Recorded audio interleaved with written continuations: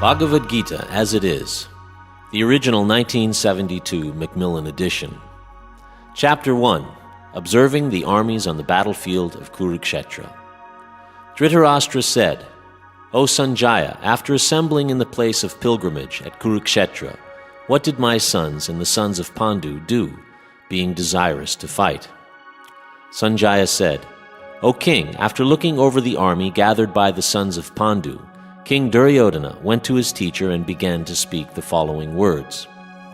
O my teacher, behold the great army of the sons of Pandu, so expertly arranged by your intelligent disciple, the son of Drupada.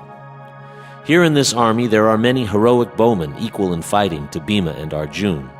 There are also great fighters like Yuyudhana, Virata, and Drupada. There are also great heroic powerful fighters like Drishtaketu, Chekitana, Kasiraj, Purujit, Kuntibhoj, and Shaibya. There are the mighty Yudhamanyu, the very powerful Uttamaja, the son of Subhadra, and the sons of Draupadi. All these warriors are great chariot fighters. O best of the Brahmanas, for your information, let me tell you about the captains who are especially qualified to lead my military force.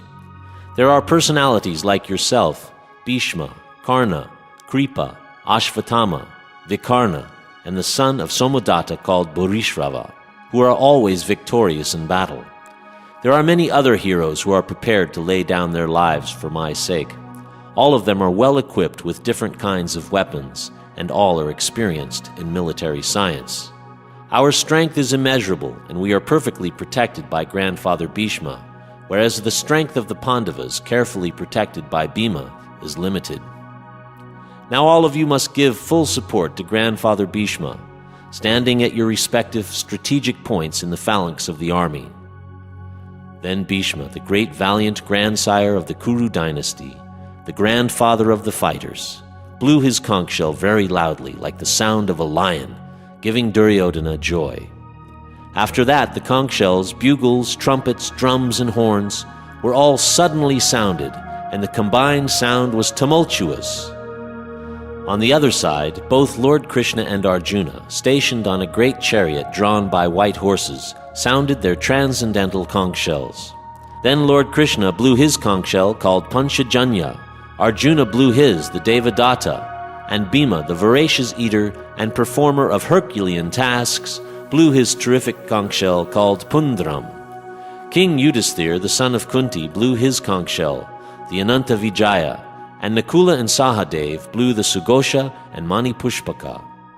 That great archer, the king of Kashi, the great fighter Shikhandi, Drishtajumna, Virata, and the unconquerable Satyaki, Drupada, the sons of Draupadi, and the others, O king, such as the son of Subhadra, greatly armed, all blew their respective conch shells. The blowing of these different conch shells became uproarious, and thus vibrating both in the sky and on the earth, it shattered the hearts of the sons of Dhritarashtra. O king, at that time Arjuna, the son of Pandu, who was seated in his chariot, his flag marked with Hanuman, took up his bow and prepared to shoot his arrows, looking at the sons of Dhritarashtra. O king, Arjuna then spoke to Rishikesh these words. Arjuna said, O infallible one, please draw my chariot between the two armies, so that I may see who is present here, who is desirous of fighting, and with whom I must contend in this great battle attempt. Let me see those who have come here to fight, wishing to please the evil-minded son of Dhritarashtra. Sanjaya said, O descendant of Bharata, being thus addressed by Arjuna, Lord Krishna drew up the fine chariot in the midst of the armies of both parties. In the presence of Bhishma, Drona, and all the other chieftains of the world, Rishikesh, the Lord said, Just behold, Partha, all the Kurus who are assembled here. There Arjuna could see within the midst of the armies of both parties his fathers, grandfathers, teachers, maternal uncles, brothers, sons, grandsons, friends, and also his father-in-law and well-wishers, all present there. When the son of Kunti, Arjuna, saw all these different grades of friends and relatives, he became overwhelmed with compassion and spoke thus. Arjuna said, My dear Krishna, Seeing my friends and relatives present before me in such a fighting spirit, I feel the limbs of my body quivering and my mouth drying up. My whole body is trembling, and my hair is standing on end. My bow Gandiva is slipping from my hand, and my skin is burning. I am now unable to stand here any longer. I am forgetting myself, and my mind is reeling. I foresee only evil, O killer of the Keshi demon. I do not see how any good can come from killing my own kinsman in this battle, nor can I, my dear Krishna, desire any subsequent victory, kingdom, or happiness. O Govinda, of what avail to us are kingdoms, happiness, or even life itself, when all those for whom we may desire them are now arrayed in this battlefield? O Madhusudana, when teachers, fathers, sons, grandfathers, maternal uncles, fathers-in-law, grandsons, brothers-in-law, and all relatives are ready to give up their lives and properties and are standing before me, then why should I wish to kill them, though I may survive? O maintainer of all creatures, I am not prepared to fight with them even in exchange for the three worlds, let alone this earth. Sin will overcome us if we slay such aggressors. Therefore it is not proper for us to kill the sons of Dhritarashtra and our friends. What should we gain, O Krishna, husband of the goddess of fortune?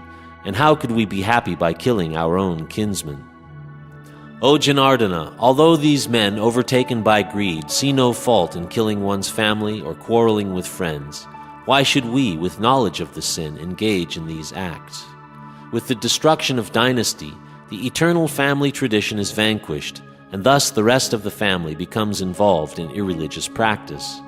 When irreligion is prominent in the family, O Krishna, the women of the family become corrupt, and from the degradation of womanhood, O descendant of Vrishni, comes unwanted progeny.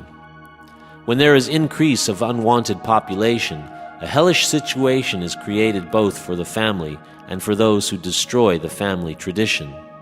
In such corrupt families, there is no offering of oblations of food and water to the ancestors. Due to the evil deeds of the destroyers of family tradition, all kinds of community projects and family welfare activities are devastated. O Krishna, maintainer of the people, I have heard by disciplic succession that those who destroy family traditions dwell always in hell. Alas, how strange it is that we are preparing to commit greatly sinful acts, driven by the desire to enjoy royal happiness. I would consider it better for the sons of Dhritarashtra to kill me unarmed and unresisting rather than fight with them. Sanjaya said, Arjuna, having thus spoken on the battlefield, cast aside his bow and arrows and sat down on the chariot, his mind overwhelmed with grief.